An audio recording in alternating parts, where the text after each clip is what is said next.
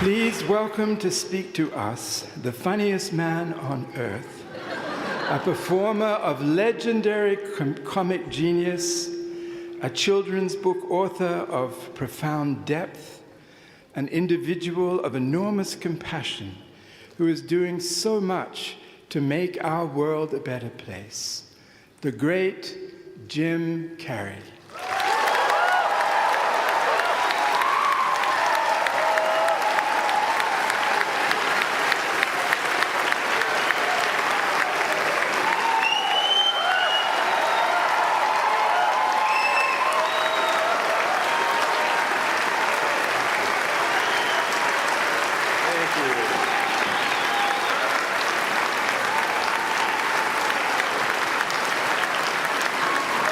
Sitting down for? I was gonna milk that for a while. You guys can stretch that out in post, right? You can make that longer in the edit. Thank you, Bevin. Thank you all. Jai Guru Dev.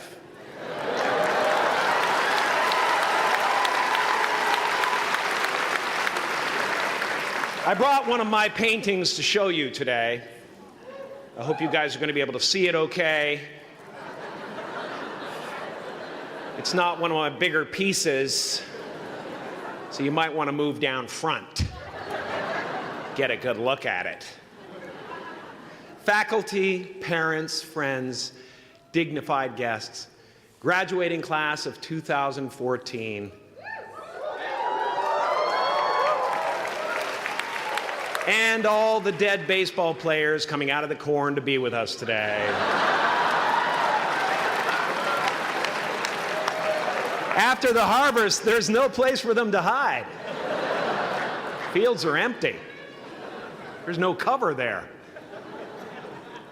I'm here to plant a seed today, a seed that will inspire you to move forward in life with enthusiastic hearts and a clear sense of wholeness.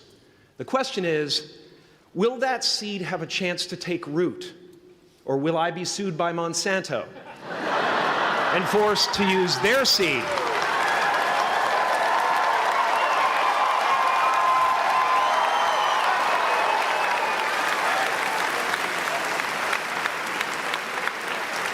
Which may not be totally Ayurvedic. Excuse me if I seem a little bit low energy today, whatever this is.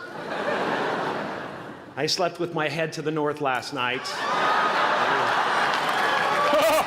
Oh man! Oh man! You know how that is, right, kids? Yeah. Woke up right in the middle of Pitta, couldn't get back to sleep till Vata rolled around. Crazy.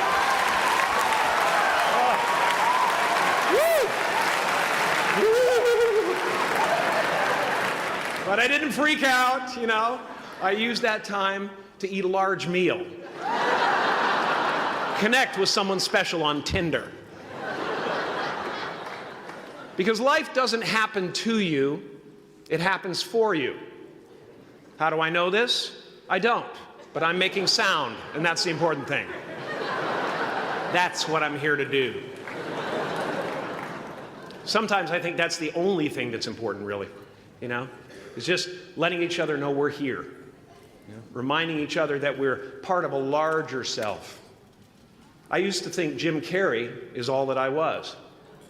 Just a flickering light, a dancing shadow, the great nothing masquerading as something you can name.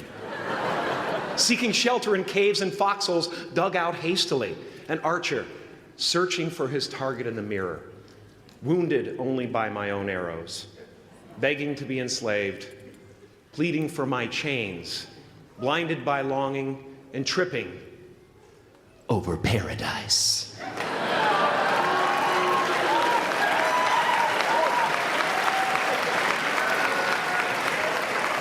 Can I get an amen? You didn't think I could be serious, did you? I don't think you understand who you're dealing with. I have no limits.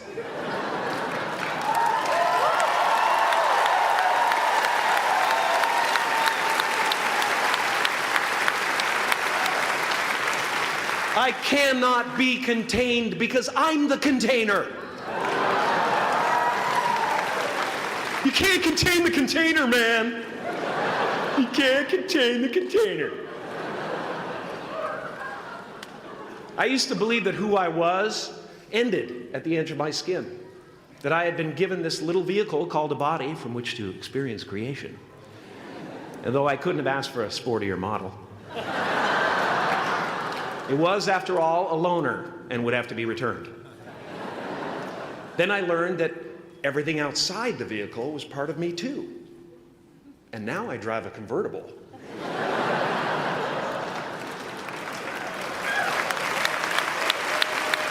Yeah, man. Top down, wind of my hair. Woo! I am elated and truly excited to be present and fully connected to you at this important moment in your journey. I hope you're ready to open the roof and take it all in. Okay, 4 more years then. They're obviously not ready. Just need some more cooking. Now, I want to thank the trustees, the administrators, the faculty of MUM for creating an institution worthy of Maharishi's ideals of education, a place that teaches knowledge and experience, the knowledge and experience necessary to be productive in life, as well as enabling the students through transcendental meditation and ancient Vedic knowledge to slack off twice a day for an hour and a half.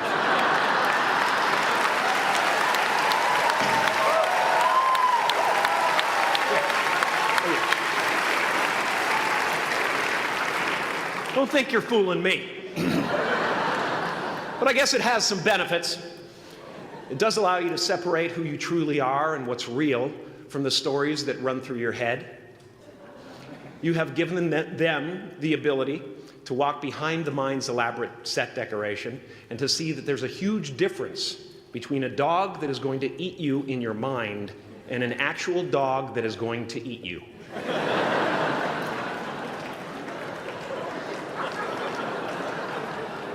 That may sound like no big deal, but many never learn that distinction. And they spend a great deal of their lives living in fight or flight response. I'd like to acknowledge all of you wonderful parents. Way to go. What a fantastic job you've done. For your tireless dedication, your love, your support, most of all, for the attention that you paid to your children. I have a saying, beware the unloved, because they will eventually hurt themselves or me. But when I look at this group here, you know, I feel really safe. I do. I'm just going to say it. My room is not locked. My room is not locked. No doubt some of you will turn out to be crooks. But white-collar stuff, you know, Wall Street, that type of thing, you know, crimes committed by people with self-esteem. Stuff parents can still be proud of in a weird way. And to the graduating class of 2017, -3. You didn't let me finish. Congratulations. Yes. Give yourself a round of applause, please. Please.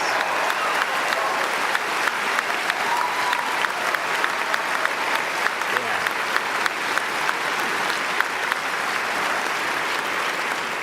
You are the vanguard of knowledge and consciousness, a new wave in a vast ocean of possibilities. On the other side of that door, there's a world starving for new ideas, new leadership. I've been out there for 30 years. She's a wildcat. Oh, she'll rub up against your leg and purr until you pick her up and start petting her, and then out of nowhere, she'll swat you in the face. It can be rough out there, but that's okay, because there's soft serve ice cream with sprinkles. I guess that's what I'm really trying to say here today. Sometimes it's okay to eat your feelings. Now, fear is going to be a player in your life, but you get to decide how much. You can spend your whole life imagining ghosts, worrying about the pathway to the future, but all there will ever be is what's happening here, and the decisions we make in this moment, which are based in either love or fear.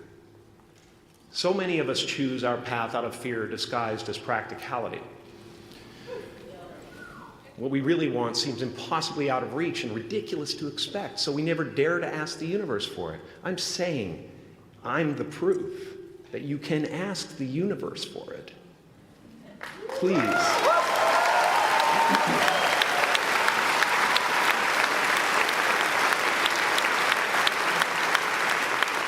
And if it doesn't happen for you right away, it's only because the universe is so busy fulfilling my order.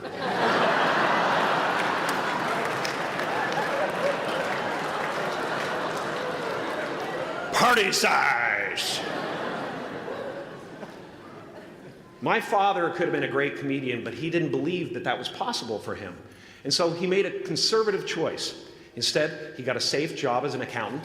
And when I was 12 years old, he was let go from that safe job. And our family had to do whatever we could to survive. I learned many great lessons from my father, not the least of which was that you can fail at what you don't want. So you might as well take a chance on doing what you love.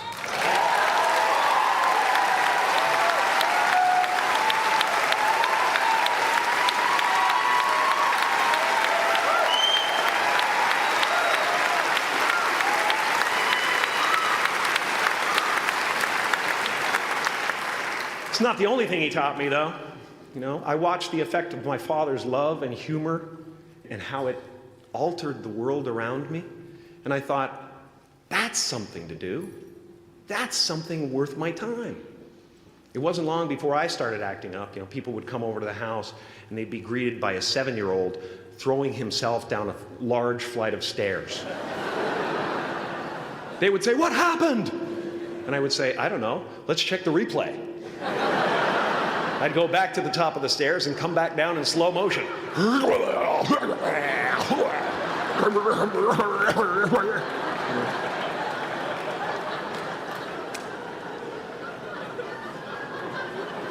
It was a very strange household. My father used to brag that I wasn't a ham, I was the whole pig.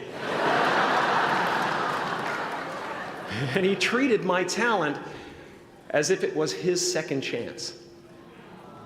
When I was about 28, after a decade as a professional comedian, I realized one night in LA that the purpose of my life had always been to free people from concern, just like my dad.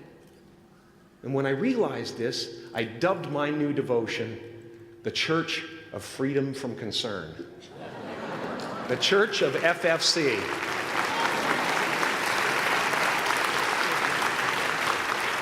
And I dedicated myself to that ministry. What's yours? How will you serve the world? What do they need that your talent can provide? That's all you have to figure out.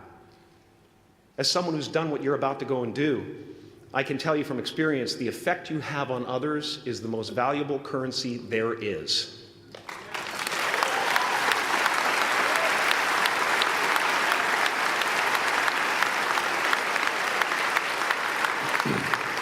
Because everything you gain in life will rot and fall apart, and all that will be left of you is what was in your heart. My choosing to free people, from concern got me to the top of a mountain. Look where I am. Look what I get to do.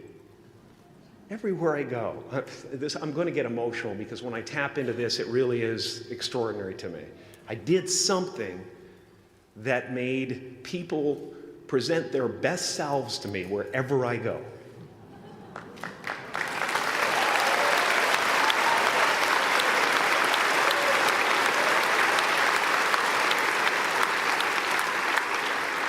I am at the top of the mountain, and I was, and the only one I hadn't freed was myself, and that's when my search for identity deepened. I wondered who I'd be without my fame. Who would I be if I said things that people didn't want to hear? Or if I defied their expectations of me? What if I showed up to the party without my Mardi Gras mask and refused to flash my breasts for a handful of beads? I'll give you a moment to wipe that image out of your mind. But you guys are so ahead of the game. You already know who you are. And that peace that we're after lies somewhere beyond personality, beyond the perception of others, beyond invention and disguise, even beyond effort itself. You can join the game, fight the wars, play with form all you want, but to find real peace, you have to let the armor go. Your need for acceptance can make you invisible in this world. Don't let anything stand in the way of the light that shines through this form. Risk being seen in all of your glory.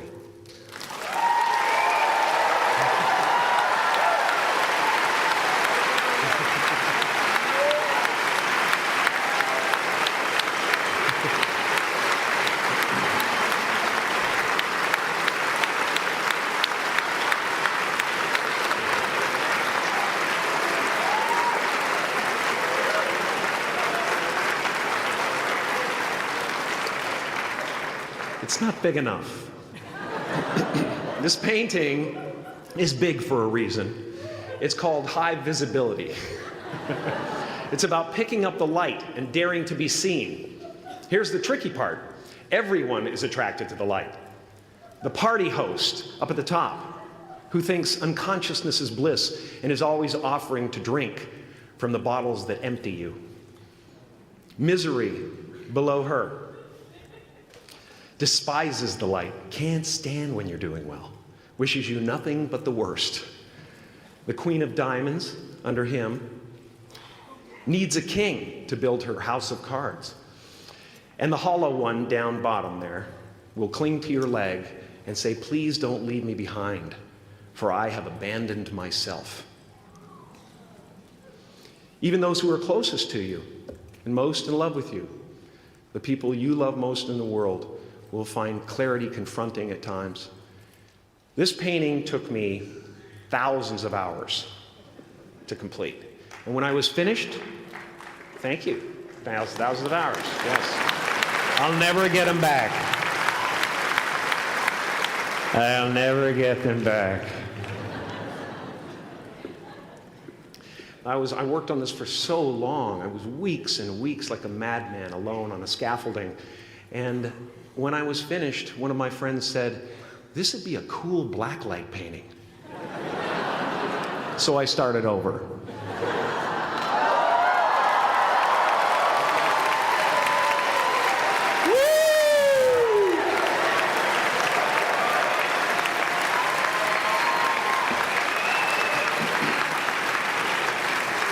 Welcome to Burning Man. Some pretty crazy characters up there, but better up there than in here. You know, painting is one of the ways, thank you. Painting is one of the ways I free myself from concern, a way to stop the world through total mental, spiritual, and physical involvement. But even with that comes a feeling of divine dissatisfaction, because ultimately, we're not the avatars we create. We're not the pictures on the film stock. We are the light that shines through. All else is just smoke and mirrors, distracting, but not truly compelling. I've often said that I wished people could realize all their dreams and wealth and fame, and so that they could see that it's not where you're going to find your sense of completion. Like many of you, I was concerned about going out into the world and doing something bigger than myself, until someone smarter than myself made me realize that there is nothing bigger than myself.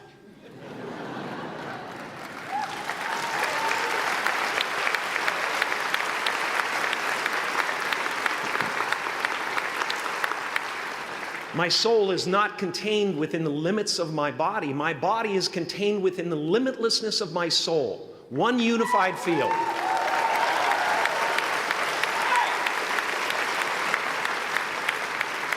One unified field of nothing, dancing for no particular reason, except maybe to comfort and entertain itself.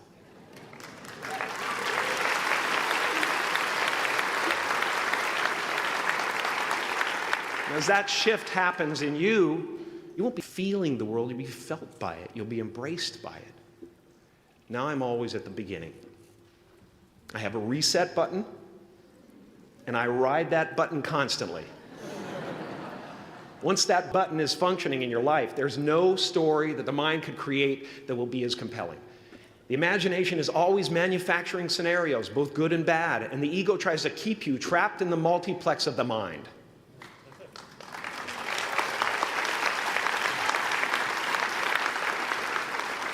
Our eyes are not viewers, they're also projectors that are running a second story over the picture that we see in front of us all the time. Fear is writing that script, and the working title is, I'll Never Be Enough.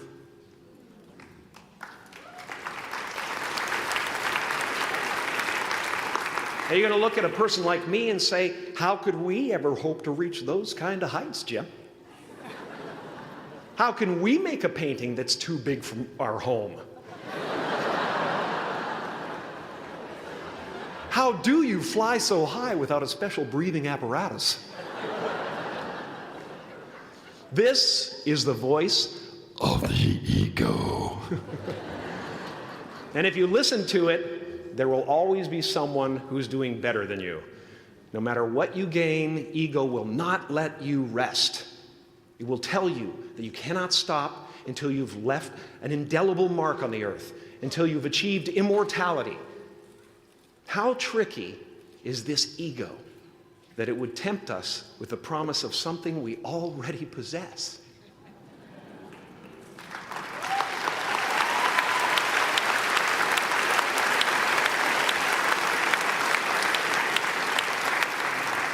So, I just want you to relax. You know, that's my job. Relax and dream up a good life. I had a substitute teacher from Ireland in the 2nd grade that told my class during morning prayer that when she wants something, anything at all, she prays for it and promises something in return, and she always gets what she wants.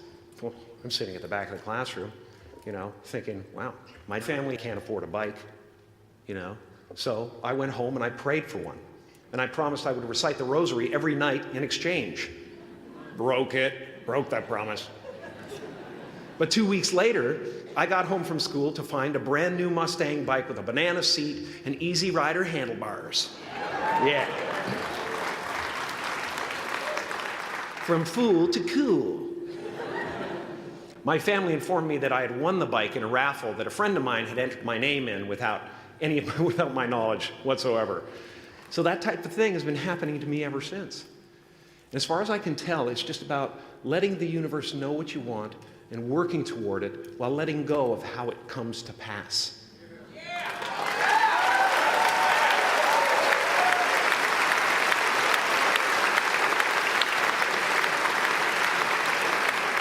Your job is not to figure out how it's going to happen for you, but to open the door in your head. And when the door opens in real life, just walk through it.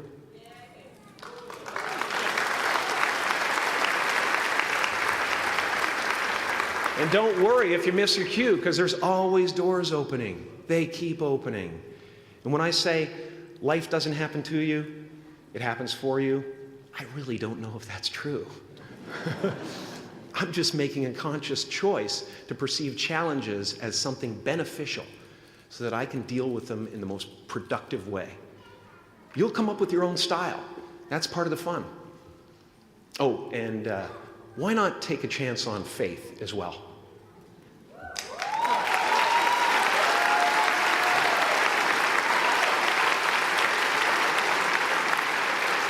Take a chance on faith. Not religion, but faith.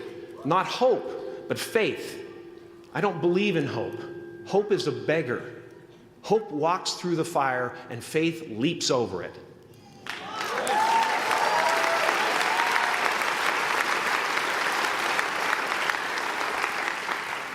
You are ready and able to do beautiful things in this world. And after you walk through those doors today, You will only ever have two choices, love or fear. Choose love, and don't ever let fear turn you against your playful heart. Thank you so much. Thank you, Dad. I'm so honored. Thank you.